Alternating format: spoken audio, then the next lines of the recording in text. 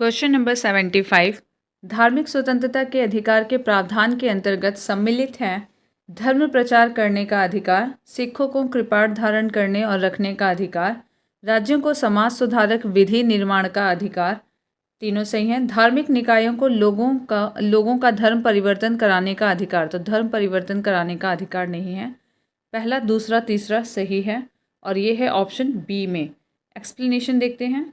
धार्मिक स्वतंत्रता के मौलिक अधिकार के प्रावधानों के अंतर्गत धर्म प्रचार करने का अधिकार एवं राज्यों को समाज सुधारक विधि निर्माण का अधिकार अनुच्छेद 25 के तहत तथा सिखों को कृपाण धारण करने का रखने का अधिकार अनुच्छेद 25 का स्पष्टीकरण 1 शामिल है। धार्मिक निकायों को लोगों का धर्म परिवर्तन कराने का अधिकार धार्मिक स्वतंत्रता के अधिकार में शामिल नहीं है। Question number 76। संविधान के किस अनुच्छेद के अंतर्गत सिखों द्वारा कृपाण धारण करना धार्मिक स्वतंत्रता का अंग माना गया है? तो ये अनुच्छेद 25 जो कि भी हमने ऊपर देखा था, ऑप्शन बी। Question number 77। भारतीय संविधान के अनुच्छेद 25 का संबंध है धर्म की स्वतंत्रता से, ऑप्शन सी। Question number 78। भारतीय संविधान के अनुच्छेद 25 में प्रयुक्त हिंदू शब्द किससे सम्मिलित नहीं करता है? तो ये बौद्धों को करता है, जैनों को करता है, सिखों को करता है, लेकिन पारसियों को नहीं करता है, तो ऑप्शन सी। भारतीय संविधान के अनुच्छेद 25(2) ख में प्रयुक्त हिंदू शब्द के अंतर्गत बौद्ध, जैन, सिख शामिल हैं, जबकि पारसी इसमें सम्मिलित नहीं हैं। Question number 79।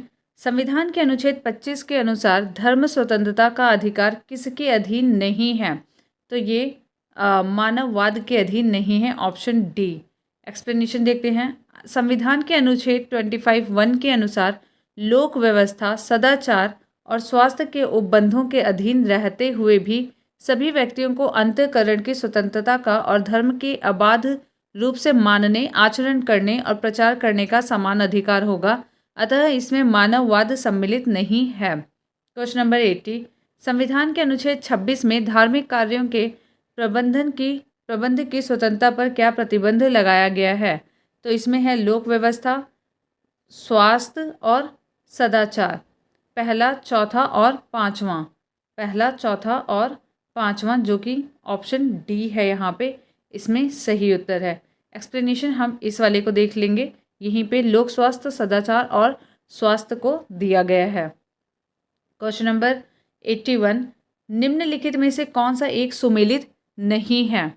पहला, अनुच्छेद 23 मानव के दुर्व्यापार एवं बलात्श्रम का प्रतिबंध, सही है। अनुच्छेद 24 कारखानों आदि में बालकों के नियोजन का प्रतिषेध, सही है।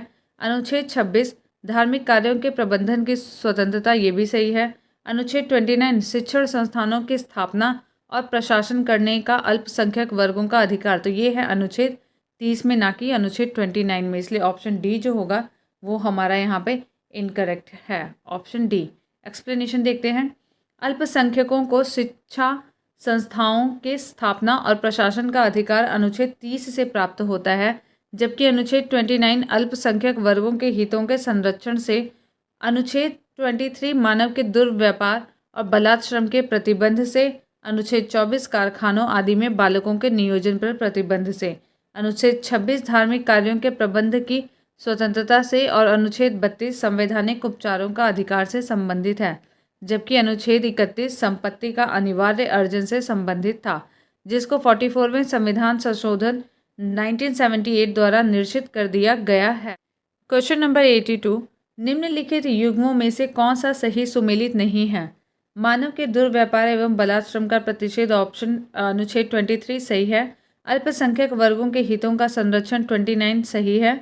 संवैधानिक उपचारों का अधिकार अनुच्छेद 32 ये भी सही है। आखिरी है डी, शिक्षण संस्थाओं की स्थापना तथा प्रशासन करने का अल्पसंख्यक वर्गों का अधिकार अनुच्छेद 30 के अंतर्गत है, ना कि 31, तो ऑप्शन डी यहाँ पे गलत है और वही आपका आंसर होगा। Question number 83। भारतीय संविधान का कौन सा अनुच्छेद अल्पसंख्यकों को अपनी मनपसंद शिक्षण संस्थाओं को स्थापित एवं संचालित करने के अधिकार को संरक्षण प्रदान करता है? अभी हमने ऊपर पढ़ा था, अनुच्छेद 30, ऑप्शन डी। भारतीय संविधान के अनुच्छेद 30 के तहत अपनी रुचि की शिक्षा संस्थाओं की स्थापना और प्रशासन करने का अधिकार धर्म या भाषा पर आधारित सभी अल्पसंख्यक वर्गों को प्रदान किया गया है। क्वेश्चन नंबर 84, भारतीय संविधान के निम्नलिखित में से किस अनुच्छेद में यह व्यवस्था की गई है कि सभी अल्पसंख्यकों को अपनी रुचि के शिक्षण संस्थानों की स्थापना और प्रशासन का अधिकार है? तो ये है अनुच्छेद 30, ऑप्शन सी। नीचे दो कथन दिए गए हैं जिनमें एक को कथन ए और दूसरे को कारण आर कहा गया है। कथन ए, भारतीय संविधान का अनुच्छेद 30 अल्पसंख्यक वर्ग शब्द को परिभाषित नहीं करता है। सही है। कारण, संविधान केवल भाषाई और धार्मिक अल्पसंख्यक वर्ग को मान्यता प्रदान करता है। यह भी सही है, लेकिन ये इसका सही स्पष्टीकरण नहीं कर रहा है। तो आइए यहाँ पे ऑप्शंस में देखते हैं जहाँ पे सही व्याख्या नहीं कर रहा है। Option B. एक्सप्लेनेशन देखते हैं इसका। ऑप्शन बी, भारतीय संविधान के अनुच्छेद 30(1) में कहा गया है कि धर्म या भाषा पर आधारित सभी अल्पसंख्यक वर्गों को अपनी रुचि की शिक्षा संस्थाओं की स्थापना और प्रशासन का अधिकार होगा। अनुच्छेद 30(2) के अनुसार शिक्षा संस्थाओं को सहायता देने में राज्य किसी शिक्षा संस्था के विरुद्ध इस आधार पर विभेद नहीं करेगा कि वह धर्म या भाषा पर आधारित किसी अल्पसंख्यक वर्ग के प्रबंध में है। स्पष्टतः अनुच्छेद 30 में अल्पसंख्यक वर्ग शब्द को परिभाषित नहीं किया गया है तथा इसमें भाषाई और धार्मिक अल्पसंख्यक वर्ग को मान्यता प्रदान की गई है। अतः प्रश्नगत कथन और कारण दोनों सही है, परंतु कारण कथन की सही व्याख्या नहीं है। क्वेश्चन नंबर 86, भारतीय संविधान मान्यता देता है केवल धार्मिक अल्पसंख्यकों को, केवल भाषाई अल्पसंख्यकों को, धार्मिक और भाषाई दोनों ही अल्पसंख्यकों को? Option C. क्वेश्चन नंबर 87, निम्नलिखित में से किसको संविधान द्वारा मौलिक अधिकारों को लागू करने की शक्ति दी गई है? तो ये है सर्वोच्च न्यायालय एवं उच्च न्यायालयों को। एक्सप्लेनेशन, वस्तुतः संविधान का अनुच्छेद 13 मूल अधिकारों के उल्लंघन के विरुद्ध न्यायालयों को न्यायिक पुनर्विलोकन की शक्ति प्रदान करता है। यह शक्ति उच्चतम न्यायालय अनुच्छेद 32 के तहत तथा उच्च न्यायालयों अनुच्छेद 226 के तहत को ही प्रदान की गई है। अपनी इस शक्ति के अधीन उच्चतम न्यायालय एवं उच्च न्यायालय विधानमंडलों द्वारा पारित ऐसे किसी भी अधिनियम को असंवैधानिक घोषित कर सकते हैं जो संविधान के भाग 3 मूल अधिकार में दिए गए किसी भी उपबंध की असंगति में है। क्वेश्चन नंबर 88, मौलिक अधिकारों का संरक्षक है? तो ये है न्यायपालिका, क्योंकि दोनों उच्च न्यायालय और सर्वोच्च न्यायालय को रिट जारी करने की शक्ति है। Option A. एक्सप्लेनेशन, भारतीय संविधान में मौलिक अधिकारों के उल्लंघन के विरुद्ध अनुच्छेद 32 के तहत संवैधानिक उपचारों का अधिकार प्रदान किया गया है। इसके तहत कोई व्यक्ति मौलिक अधिकारों के हनन की स्थिति में न्यायपालिका की शरण ले सकता है। अनुच्छेद 32 के तहत सर्वोच्च न्यायालय तथा अनुच्छेद 226 के तहत उच्च न्यायालय मौलिक अधिकारों के उल्लंघन की स्थिति में उपचार प्रदान कर सकते हैं। क्वेश्चन नंबर 89, संविधान के अंतर्गत मूल अधिकारों का संरक्षक कौन है? ऑप्शन सी, सर्वोच्च न्यायालय। ऑप्शन सी, सर्वोच्च न्यायालय को मौलिक अधिकारों का संरक्षक एवं भारत के संविधान का अभिभावक माना जाता है। क्वेश्चन नंबर 90, भारतीय संविधान के अंतर्गत निम्नलिखित में से किसे मूल अधिकारों का संरक्षक समझा जाता है? तो न्यायपालिका। Option C. क्वेश्चन नंबर 91, निम्नलिखित में से किस एक को नागरिकों के मौलिक अधिकारों का रक्षक एवं भारत के संविधान का अभिभावक माना जाता है? तो उच्चतम न्यायालय। Option C. नेक्स्ट क्वेश्चन 92, निम्नलिखित कथनों में से कौन सा सही नहीं है? तो पहला है कि यह मुंशी संविधान का प्रारूप बनाने वाली समिति के एक सदस्य थे। ये सही है। संविधान सभा द्वारा भारतीय संविधान स्वीकार किया गया था। ये भी सही है। बलवंत राय मेहता समिति रिपोर्ट 1957 द्वारा पंचायती राज्य की संस्तुति की गई थी। ये भी सही है। संविधान के अंतर्गत मूल अधिकारों का संरक्षक भारत का राष्ट्रपति नहीं न्यायालय है, यानी कि न्यायपालिका है, सर्वोच्च न्यायालय भी जिसे आप कह सकते हैं। ऑप्शन डी, मूल अधिकारों का संरक्षक न्यायपालिका है, ना कि राष्ट्रपति। अन्य प्रश्नगत कथन सही हैं। क्वेश्चन नंबर 93, निम्नलिखित में से कौन से अधिकार भारतीय संविधान के अनुच्छेद 32 के अंतर्गत प्रवर्तित किए जा सकते हैं? तो ये है मौलिक अधिकार। Option B. मौलिक अधिकार भारतीय संविधान के अनुच्छेद 32 के अंतर्गत उच्चतम न्यायालय द्वारा प्रवर्तित कराए जा सकते हैं। यह अनुच्छेद मौलिक अधिकारों को प्रवर्तित कराने के लिए संवैधानिक उपचारों का प्रावधान करता है। क्वेश्चन नंबर 94, निम्नलिखित में से किस एक अधिकार को डॉक्टर BR अम्बेडकर द्वारा संविधान की आत्मा कहा गया है?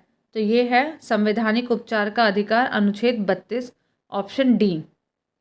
एक्सप्लेनेशन। डॉक्टर BR अम्बेडकर ने अनुच्छेद 32 अर्थात संवैधानिक उपचारों के अधिकार को संविधान की आत्मा कहा है। उनका कथन है कि यदि मुझसे पूछा जाए कि संविधान में कौन सा विशेष अनुच्छेद सबसे महत्वपूर्ण है जिसके बिना यह संविधान शून्य हो जाएगा, तो मैं इसके सिवाय किसी दूसरे अनुच्छेद का नाम नहीं लूँगा। यह संविधान की आत्मा है।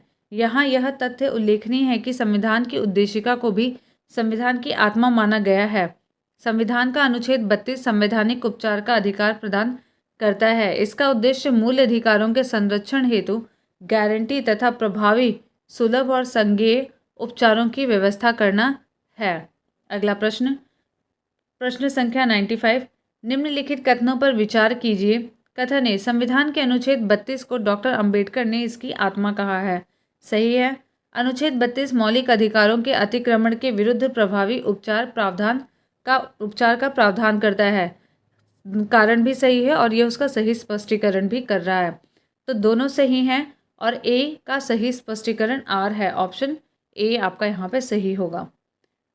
Question number 96। भारत के संविधान के किस अनुच्छेद के अंतर्गत भारत का उच्चतम न्यायालय नागरिकों के मूल अधिकारों के प्रवर्तन के लिए विभिन्न रिट जारी करने का अधिकार रखता है? तो उच्चतम न्यायालय अनुच्छेद 32 के तहत और हाई कोर्ट जो है यानी उच्च न्यायालय 226 के तहत। तो ऑप्शन ए यहाँ पे है, क्योंकि यहाँ पे सुप्रीम कोर्ट उच्चतम न्यायालय का पूछा गया है। तो अनुच्छेद 32 ऑप्शन ए। भारतीय संविधान के भाग 3 द्वारा प्रदत्त मौलिक अधिकारों को प्रवर्तित कराने के लिए अनुच्छेद 32 के तहत संवैधानिक उपचार का अधिकार प्रदान किया गया है। इस अनुच्छेद के खंड 2 के तहत भारत के उच्चतम न्यायालय को मौलिक अधिकारों के प्रवर्तन के लिए विभिन्न रिट यानी कि बंदी प्रत्यक्षीकरण, परमादेश, प्रतिषेध, अधिकार परीक्षा और उत्प्रेषण निकालने की शक्ति है। अनुच्छेद 226 के तहत उच्च न्यायालयों को अपने राज्य क्षेत्र के संदर्भ में भाग 3 द्वारा प्रदत्त मौलिक अधिकारों के प्रवर्तन के लिए और किसी अन्य प्रयोजन के लिए विभिन्न रिट निकालने का अधिकार है। Question number 97। निम्नलिखित में से किस एक प्रलेख को किसी व्यक्ति की स्वतंत्रता का महानतम रक्षक माना जाता है? तो यह है बंदी प्रत्यक्षीकरण, ऑप्शन बी।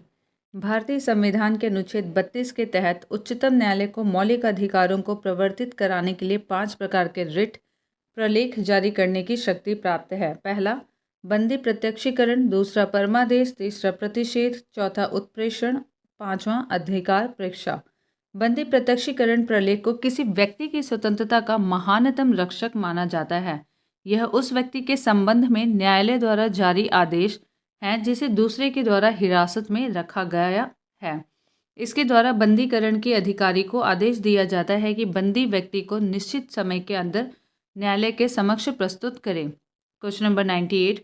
व्यक्तिगत स्वतंत्रता के लिए उच्च न्यायालय निम्नलिखित में से किस रिट को जारी कर सकता है? ऑप्शन सी बंदी प्रत्यक्षीकरण को।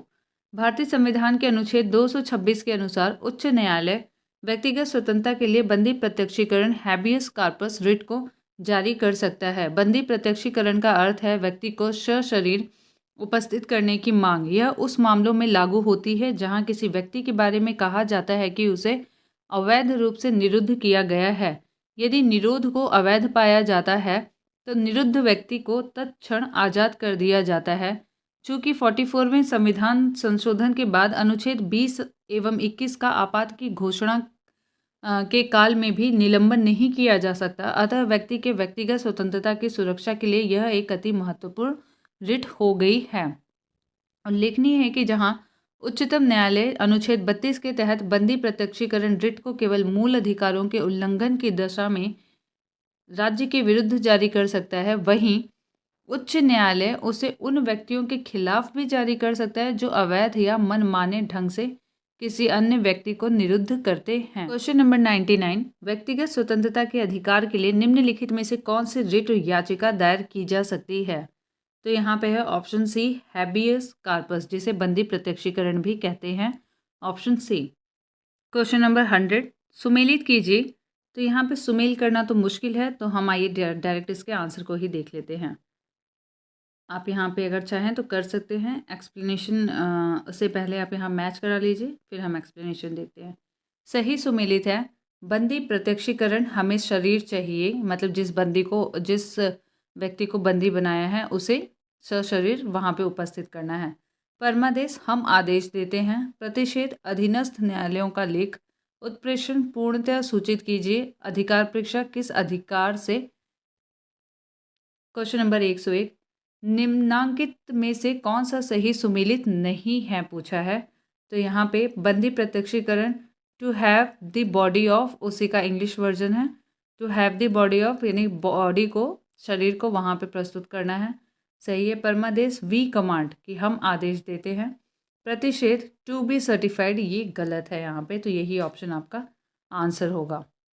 Explanation, to be certified means होता है उत्प्रेषण रिट के लिए प्रयुक्त शब्दार्थ है, ना कि प्रतिषेध रिट के लिए। शेष युग्म सही सुमेलित है। आखिरी युग्म भी देख लेते हैं। अधिकार परीक्षा, by what authority, by what की आप किस अथॉरिटी से यहाँ पे काम कर रहे हैं या इस पोस्ट पे काम कर रहे हैं। क्वेश्चन नंबर 102, निम्नलिखित संवैधानिक उपचारों में से किसे पोस्टमार्टम भी कहा जाता है। तो यहाँ पे उपयुक्त में से एक से अधिक वाले होंगे, देखते हैं। उत्प्रेषण रिट में उच्च और उच्चतम न्यायालय अधीनस्थ न्यायालयों द्वारा दिए गए किसी निर्णय की पुनः परीक्षा, री एग्जामिनेशन करते हैं। यह कार्य एक तरह का पोस्टमार्टम ही है। इसके अतिरिक्त जब न्यायालय को लगता है कि कोई व्यक्ति ऐसे पद पर नियुक्त हो गया है जिस पर उसका कोई कानूनी हक नहीं है, तब न्यायालय अधिकार परीक्षा आदेश के द्वारा उसे उस पद पर कार्य करने से रोक देता है। इस रिट में भी पोस्टमार्टम का भाव निहित है। इसका उपयुक्त उत्तर होना चाहिए ई, जबकि आयोग ने डी को सही माना है।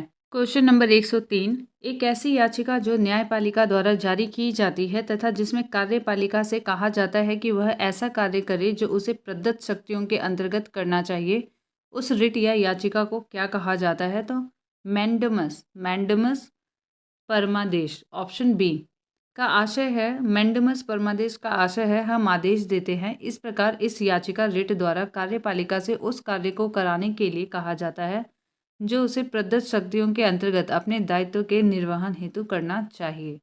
क्वेश्चन नंबर 104, जब सर्वोच्च न्यायालय किसी व्यक्ति अथवा संस्था को उसके दायित्व के निर्वहन हेतु लेख जारी करता है तो उसे कहते हैं परमादेश, ऑप्शन बी। क्वेश्चन नंबर 105, सूची 1, भारतीय संविधान का अनुच्छेद को सूची 2 प्रावधान के साथ सुमेलित कीजिए। सूचियों के नीचे दिए गए कोड का प्रयोग कर सही उत्तर चुनिए।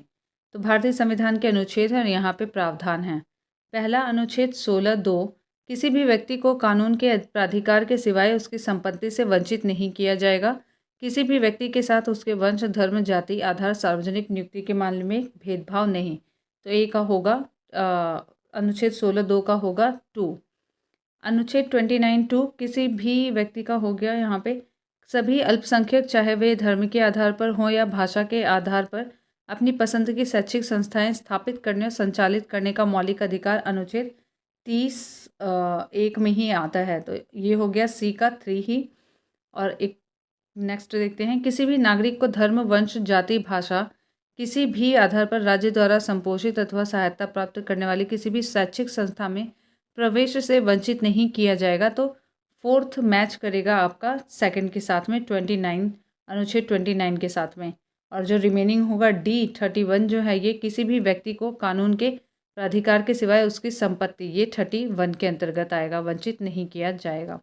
आप यहाँ पे एक बार मैच कर लीजिएगा। एक्सप्लेनेशन पढ़ते हैं।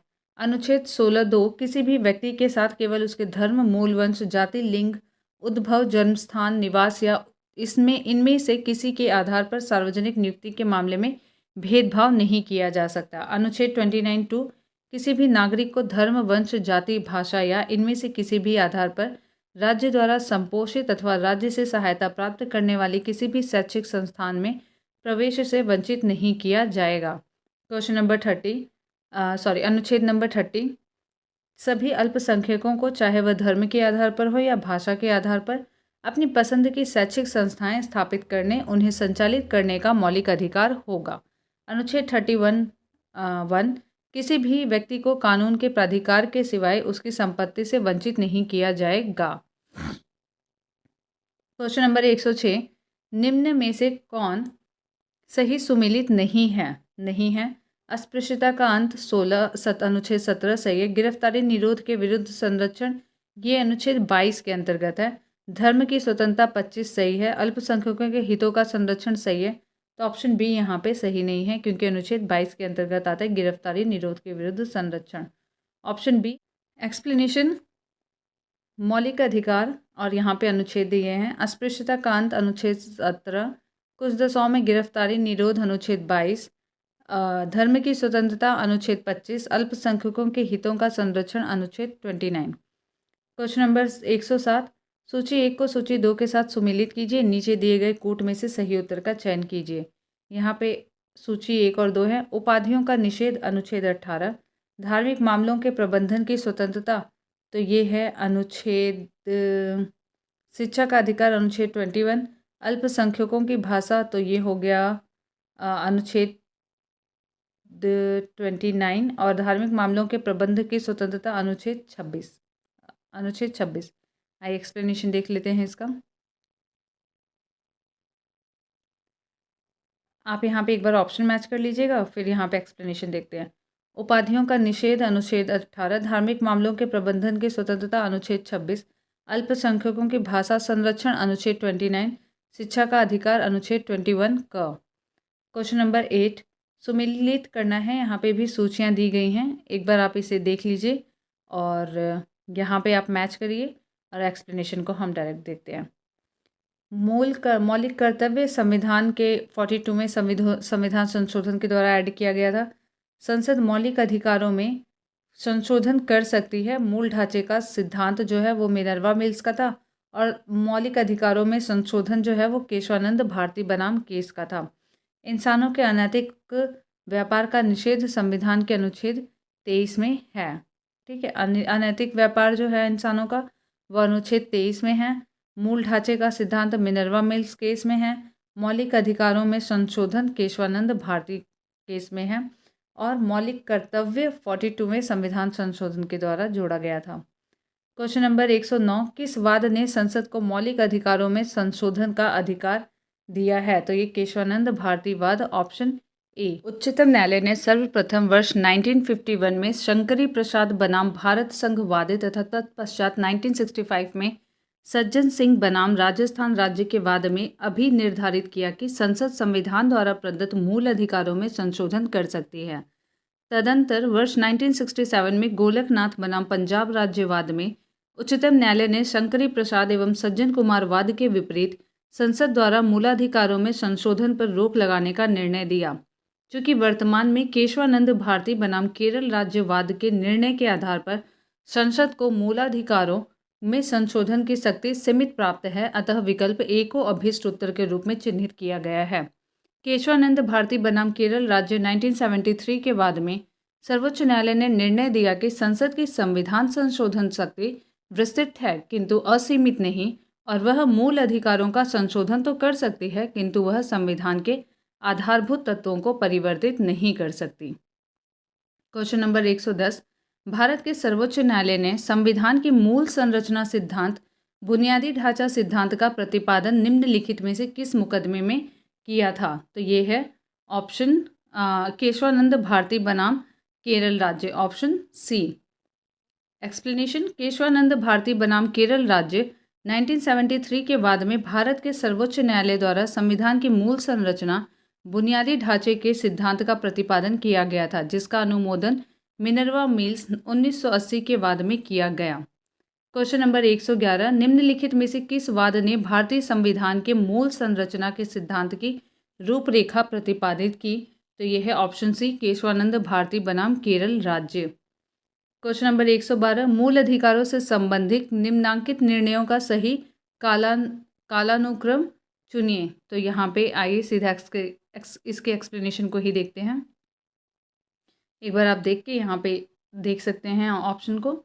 आइए आंसर देते हैं। मूल अधिकारों से संबंधित निर्णयों का सही कालानुक्रम इस प्रकार है।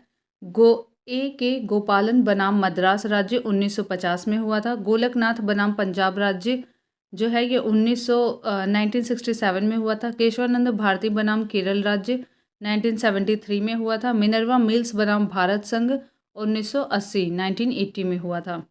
क्वेश्चन नंबर 113, भारत में संपत्ति के अधिकार की क्या स्थिति है? यह एक विधिक अधिकार है जो किसी भी व्यक्ति को प्राप्त है। Option B. पहले ये मौलिक अधिकार था लेकिन अब इसे बाद में विधिक अधिकार कर दिया गया। 44वें संविधान संशोधन अधिनियम 1978 द्वारा संपत्ति के अधिकार को मौलिक अधिकारों की सूची से हटाकर संविधान के भाग 12 वित्त संपत्ति संविदाएं और वाद के अध्याय 4 संपत्ति का अधिकार के रूप में अंतः स्थापित किया गया है। इसके अनुच्छेद 300 क विधि के प्राधिकार के बिना व्यक्तियों को संपत्ति से वंचित नहीं किया जाना के अनुसार किसी व्यक्ति को उसकी संपत्ति से विधि के प्राधिकार से ही वंचित किया जाएगा, अन्यथा नहीं। अतः यह स्पष्ट है कि वर्तमान में भारत में संपत्ति का अधिकार एक विधिक या कानूनी अधिकार है जो किसी भी नागरिक या किसी भी व्यक्ति या गैर नागरिक को प्राप्त है। उल्लेखनीय है कि नई एनसीईआरटी के अद्यतन संस्करण में संपत्ति का अधिकार संवैधानिक अधिकार के रूप में उल्लिखित किया गया है। क्वेश्चन नंबर 114, संपत्ति का अधिकार एक कानूनी अधिकार है और वैधानिक अधिकार है। ऑप्शन सी और डी दोनों सही हैं। क्वेश्चन नंबर 115, निम्नलिखित कथनों को पढ़िए तथा सही विकल्प को चुनिए।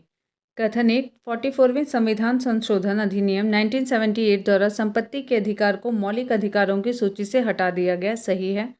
संपत्ति के अधिकार को संविधान के भाग 12 में अनुच्छेद 301 के तहत विधिक अधिकार बना दिया गया। यह भी सही है। दोनों ही कथन सही हैं। आइए ऑप्शंस देखते हैं। कथन एक और दो दोनों ही सही हैं। Option C. क्वेश्चन नंबर 116, वर्तमान समय में भारतीय संविधान के अंतर्गत संपत्ति का अधिकार एक वैधानिक अधिकार है। Option B. क्वेश्चन नंबर 117, निम्नलिखित कथनों पर विचार करिए। पहला कथन, अनुच्छेद 301 संपत्ति के अधिकार से संबंध है। संपत्ति का अधिकार एक विधिक अधिकार है किंतु यह मूल अधिकार नहीं है। भारत के संविधान में अनुच्छेद 300 क को उस समय केंद्र में कांग्रेस सरकार द्वारा 44वें संविधान संशोधन में अंतः स्थापित किया गया था। उपरोक्त में से केवल दो सही है। केवल दो। Option A. एक्सप्लेनेशन, अनुच्छेद 301 व्यापार, वाणिज्य और समागम की स्वतंत्रता से संबंधित है, न कि संपत्ति के अधिकार से संबंधित है। कथन एक गलत है। 44वें संशोधन 1978 के पश्चात संपत्ति का अधिकार एक विधिक अधिकार है, न कि मूल अधिकार। इस संशोधन द्वारा संपत्ति का अधिकार भाग 12 के अनुच्छेद 300 क में विधिक अधिकार के रूप में प्रतिस्थापित किया गया है। अतः कथन 2 सत्य है। भारतीय संविधान का 44वां संशोधन 1978 तत्कालीन जनता पार्टी की सरकार द्वारा किया गया था। अतः कथन 3 गलत है। इस प्रकार विकल्प ए सही उत्तर होगा। क्वेश्चन नंबर 118, निम्नलिखित में से किसके द्वारा संपत्ति के मूल अधिकार का लोप किया गया है? तो ये 44वें संविधान संशोधन 44वें संविधान संशोधन अधिनियम द्वारा। Option C. संविधान के 44वें संशोधन अधिनियम 1978 20/6/1979 से प्रभावी द्वारा संपत्ति के मूल अधिकार का लोप किया गया तथा इसे विधिक या कानूनी अधिकार का दर्जा दिया गया। तत्समय मोरारजी देसाई जनता पार्टी शासन में प्रधानमंत्री थे। 119, संपत्ति के मौलिक अधिकार को कब समाप्त किया गया था? तो ये 1978 में 44वें संविधान संशोधन के द्वारा। Option A. 120वां क्वेश्चन, निम्नलिखित में से किस संवैधानिक संशोधन अधिनियम ने मौलिक अधिकारों की सूची से संपत्ति के अधिकार को हटाया था? तो ये है 44वां संवैधानिक संशोधन अधिनियम 1978। Option C. क्वेश्चन नंबर 121, किस संशोधन के द्वारा संपत्ति के अधिकार को समाप्त किया गया? 44वां संवैधानिक संशोधन 1978। Option B. नेक्स्ट क्वेश्चन 122वां, भारतीय संविधान के 44वें संशोधन से मौलिक अधिकारों की श्रेणी से निम्नलिखित में से किस अधिकार को हटा दिया गया था? तो संपत्ति के अधिकार को। Option C. क्वेश्चन नंबर 123, जिस संविधान संशोधन ने नागरिकों के संपत्ति के अधिकार का मूलाधिकार की सूची से निष्कासन किया था वो था 44वां संविधान संशोधन। Option C. क्वेश्चन नंबर 124, निम्नलिखित में से कौन सा मौलिक अधिकार नहीं है? समानता का अधिकार है। शोषण के विरुद्ध अधिकार मौलिक अधिकार है। धार्मिक स्वतंत्रता का अधिकार मौलिक अधिकार है। लेकिन संपत्ति का अधिकार 300 क या ए के तहत अब एक कानूनी अधिकार है, ना कि मौलिक अधिकार है। जिसे 44वें यानी कि 44वें संविधान संशोधन द्वारा हटा लिया गया 1978 में। क्वेश्चन नंबर 125, निम्नलिखित में से कौन सा मूल अधिकार भारतीय संविधान में नागरिकों को नहीं दिया गया है? संवैधानिक प्रतिकार का अधिकार दिया है, संपत्ति का अधिकार अब कोई मौलिक अधिकार नहीं है। तो ऑप्शन बी, शांतिपूर्वक एकत्र होने का अधिकार, देश भर में आज़ादी के साथ आने जाने का अधिकार। ऑप्शन बी जो है वो अधिकार नहीं प्राप्त है। क्वेश्चन नंबर 126, निम्नलिखित में से कौन सा भारत के संविधान द्वारा प्रदत्त 6 मूल अधिकारों में से नहीं है? समानता का अधिकार है, लेकिन हमने विरोध के अधिकार के बारे में नहीं सुना। ऑप्शन बी यहाँ पे सही उत्तर होगा। आइए आगे देखते हैं। शोषण के विरुद्ध अधिकार भी है, धर्म की स्वतंत्रता का अधिकार है, लेकिन ऑप्शन बी नहीं था। भारत के संविधान द्वारा प्रदत्त 6 मूल अधिकारों के अंतर्गत विरोध का अधिकार शामिल नहीं है। क्वेश्चन नंबर 127, भारतीय संविधान निम्न में से कौन सा अधिकार प्रदान नहीं करता है? तो ये है समान आवास का अधिकार, समता का अधिकार है, स्वतंत्रता का अधिकार है, धर्म पालन करने का अधिकार है, लेकिन समान आवास का अधिकार यानी कि समान घर का या रहने का अधिकार नहीं है। ऑप्शन ए, भारतीय संविधान द्वारा समानता का अधिकार अनुच्छेद 14 से 18, धर्म पालन करने का अधिकार अनुच्छेद 25 से 28 तथा स्वतंत्रता का अधिकार अनुच्छेद 19 से 22 को प्रदान किया गया है, परंतु समान आवास के अधिकार का इसमें उल्लेख नहीं है। क्वेश्चन नंबर 128, निम्नलिखित में से कौन सा मूल अधिकार भारतीय संविधान में नागरिकों को नहीं दिया गया है? तो यहाँ पे सूचना का अधिकार नहीं दिया गया है। सूचना का अधिकार मूल अधिकार के रूप में भारतीय संविधान में नागरिकों को प्रत्यक्षतः नहीं दिया गया है। यह एक विधिक अधिकार है जिसे सूचना के अधिकार अधिनियम 2005 के तहत नागरिकों को प्रदान किया गया है।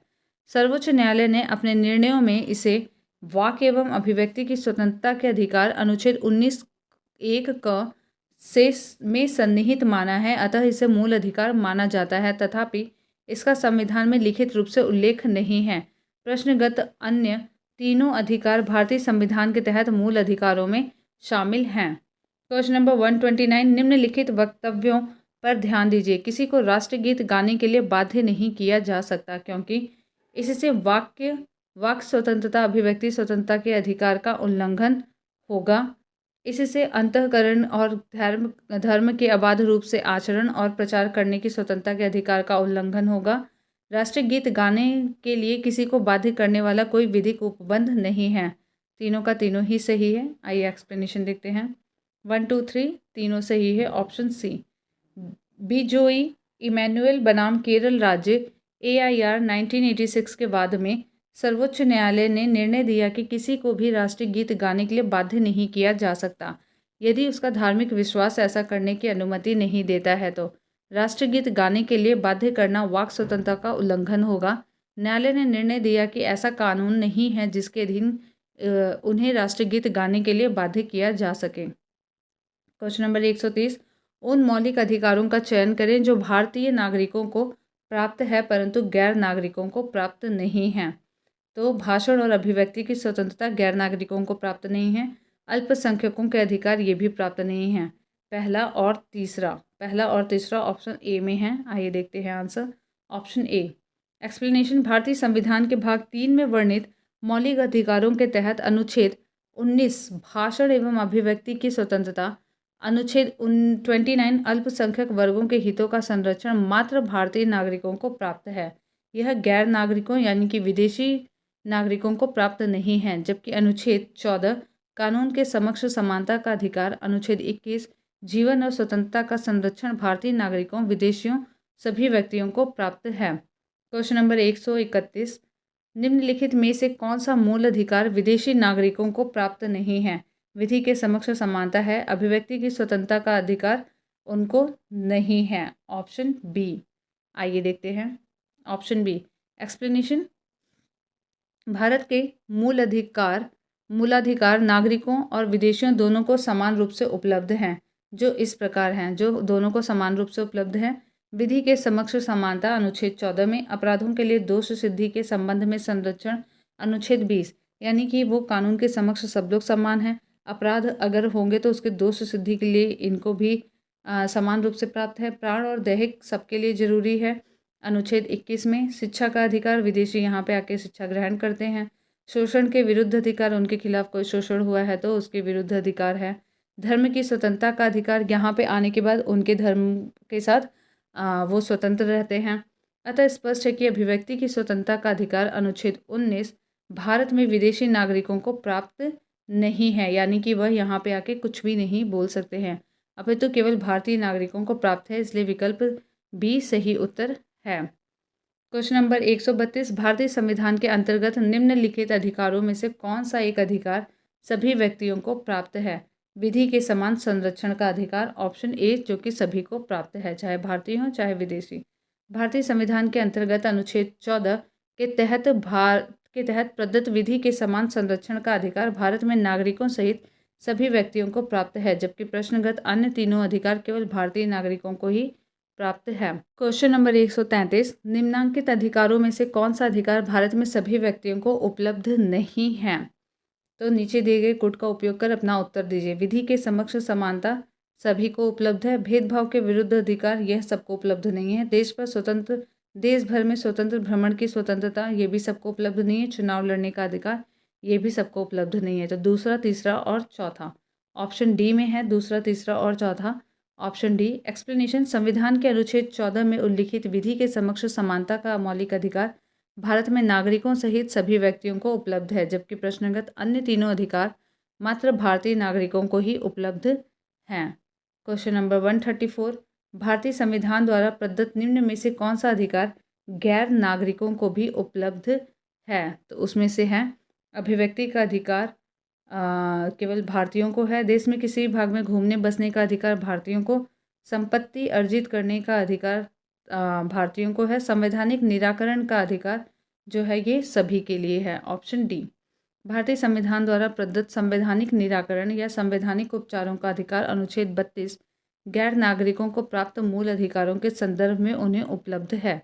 अन्य तीनों अधिकार केवल देश के नागरिकों को ही उपलब्ध हैं। क्वेश्चन नंबर 135, भारत में रहने वाला ब्रिटिश नागरिक दावा नहीं कर सकता व्यापार और व्यवसाय की स्वतंत्रता के अधिकार का, ऑप्शन ए। विधि के समक्ष समानता सबके लिए है। जीवन और व्यक्तिगत स्वतंत्रता की सुरक्षा के अधिकार सबके लिए हैं। धर्म की स्वतंत्रता के अधिकार भी सबके लिए हैं, लेकिन ऑप्शन ए, व्यापार और व्यवसाय की स्वतंत्रता के अधिकार सबके लिए नहीं है, ऑप्शन ए। भारत में रहने वाला ब्रिटिश नागरिक व्यापार और व्यवसाय की स्वतंत्रता के अधिकार अनुच्छेद 19(1)(6) का दावा नहीं कर सकता, क्योंकि यह अधिकार केवल भारत के नागरिकों को प्राप्त है। ज्ञातव्य है कि अनुच्छेद 19 वाक् स्वतंत्रता आदि विषय कुछ अधिकारों का संरक्षण का अधिकार केवल भारतीय नागरिकों को प्राप्त है। प्रश्नगत अन्य तीनों अधिकार सभी व्यक्तियों, नागरिकों एवं गैर नागरिकों को प्राप्त हैं। क्वेश्चन नंबर 136, भारत के किसी धार्मिक संप्रदाय या समुदाय को यदि राष्ट्रीय स्तर पर अल्पसंख्यक वर्ग का दर्जा दिया जाता है तो वह किस या किन विशेष लाभ या लाभों का हकदार हो जाता है? पहला, यह संप्रदाय समुदाय विशेष शैक्षणिक संस्थाओं की स्थापना और संचालन कर सकता है, सही है।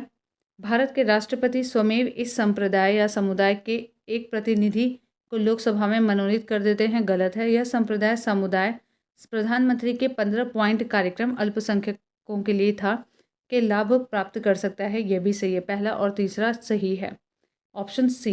एक्सप्लेनेशन देखते हैं इसका।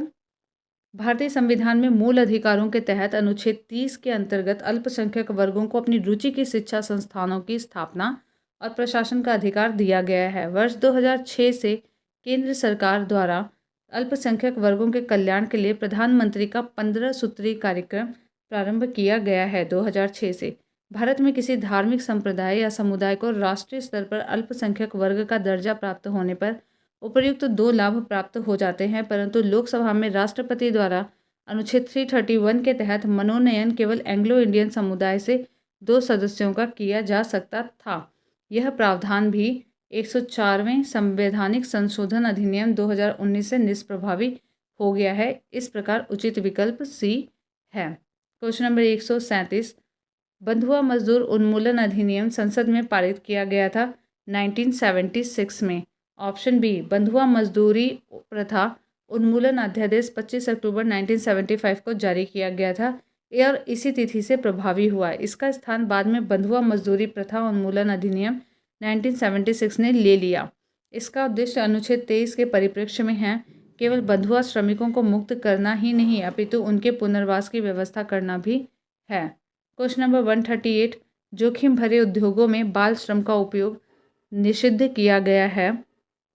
भारत के संविधान द्वारा, 10 दिसंबर 1996 के सर्वोच्च न्यायालय के निर्णय द्वारा, संयुक्त राष्ट्र के चार्टर द्वारा, तीनों के ही द्वारा। ऑप्शन उपयुक्त सभी के द्वारा। Option D. एक्सप्लेनेशन, जोखिम भरे उद्योगों में बाल श्रम का उपयोग सर्वत्र निषिद्ध है। भारतीय संविधान के अनुच्छेद 24 द्वारा भी इसे निषिद्ध किया गया है। MC मेहता बनाम तमिलनाडु राज्य AIR 1996 के निर्णय में उच्चतम न्यायालय ने 14 वर्ष से कम आयु के बालकों को जोखिमपूर्ण बाल श्रम से निषिद्ध किया है। संयुक्त राष्ट्र के चार्टर द्वारा भी इसे निषिद्ध किया गया है। क्वेश्चन नंबर 139, पूर्ति कीजिए। बिना कर्तव्य डैश बिना कर्तव्य उसी प्रकार है जैसे मनुष्य बिना परछाई के। अधिकार बिना कर्तव्य के उसी प्रकार है जैसे मनुष्य बिना परछाई के। Option B. अर्नेस्ट बार्कर का कथन है कि अधिकार बिना कर्तव्य के उसी प्रकार है जैसे मनुष्य बिना परछाई के। तो ये है अर्नेस्ट बार्कर का ये कथन है। अगला प्रश्न 140, भारत के संदर्भ में निम्नलिखित में से कौन सा अधिकारों और कर्तव्यों के बीच सही संबंध है? तो यहाँ पे है अधिकार कर्तव्यों के साथ सह संबंधी हैं। Option A. भारत के संदर्भ में अधिकार और कर्तव्य एक ही वस्तु के दो चरण हैं। मानव व्यक्तित्व के विकास के लिए अधिकार महत्वपूर्ण होते हैं। ये किसी व्यक्ति को स्वतंत्र कार्य करने हेतु पर्याप्त क्षेत्र उपलब्ध कराते हैं और इस तरह आत्मविकास का आधार निर्मित करते हैं। यद्यपि लोकतांत्रिक व्यवस्था में अधिकारों की विशेष महत्ता है, लेकिन कर्तव्यों की अनुपस्थिति में ये अर्थहीन होते हैं। एक व्यक्ति के पास अधिकार है तो उसे अच्छे कार्यों में अपना योगदान देना चाहिए। व्यक्ति को असामाजिक कार्यों को करने का अधिकार नहीं है। व्यक्ति के अधिकार समाज पर उसके दावे को प्रदर्शित करते हैं, जबकि कर्तव्यों से व्यक्ति पर समाज के दावे का संकेत मिलता है। अतः भारत के संदर्भ में अधिकार कर्तव्यों के साथ सह संबंधित हैं। क्वेश्चन नंबर 141, निम्नलिखित कथनों में से कौन सा एक सही है? तो यहाँ पे है पहला कथन, अधिकार नागरिकों के विरुद्ध राज्य के दावे हैं। अधिकार वे विशेषाधिकार हैं जो किसी राज्य के संविधान में समाविष्ट हैं। अधिकार राज्य के विरुद्ध नागरिकों के दावे हैं। तो ये सही है। अधिकार राज्य के विरुद्ध नागरिकों के दावे हैं, न कि नागरिकों के विरुद्ध राज्य के दावे हैं। Option C. एक्सप्लेनेशन, अधिकार मानव व्यक्तित्व के समग्र विकास की अनिवार्य अपेक्षाएं हैं। इसके अभाव में मानव का बौद्धिक, नैतिक, आध्यात्मिक तथा लौकिक उत्थान बाधित हो जाएगा एवं मानव जीवन पशुवत हो जाएगा। अधिकार राज्य शक्ति पर सीमाएं हैं। यह राज्य कार्यवाही स्टेट एक्शन के विरुद्ध प्रत्याभूति गारंटी है। अतः अधिकार राज्य के विरुद्ध नागरिकों के दावे हैं। क्वेश्चन नंबर 142, सेवा के अधिकार की अवधारणा प्रारंभ हुई है ग्रेट ब्रिटेन से। Option C. एक्सप्लेनेशन, सेवा के अधिकार की अवधारणा वर्ष 1991 में ग्रेट ब्रिटेन, यूनाइटेड किंगडम में प्रारंभ हुई। इसका तात्पर्य उस अधिकार से है जिसके तहत राज्य एक निश्चित अवधि के अंदर लोक सेवाएं देने की गारंटी देता है। इसे सिटीजन चार्ट भी कहा जाता है। भारत में केंद्रीय स्तर पर ऐसा कानून बनाने का प्रयास the right of citizen for time bound delivery of goods and services and redressal of their grievances bill 2011 के माध्यम से किया गया, किंतु वह पारित नहीं हो सका। हालांकि मध्य प्रदेश सेवा का अधिकार अधिनियम लागू करने वाला देश का पहला राज्य बना। इसने यह कानून 25 सितंबर 2010 को लागू किया। दूसरा स्थान बिहार राज्य का है, जहां यह कानून 15 अगस्त 2011 को लागू हुआ। तो मध्य प्रदेश पहले स्थान पर और बिहार दूसरे स्थान पर है।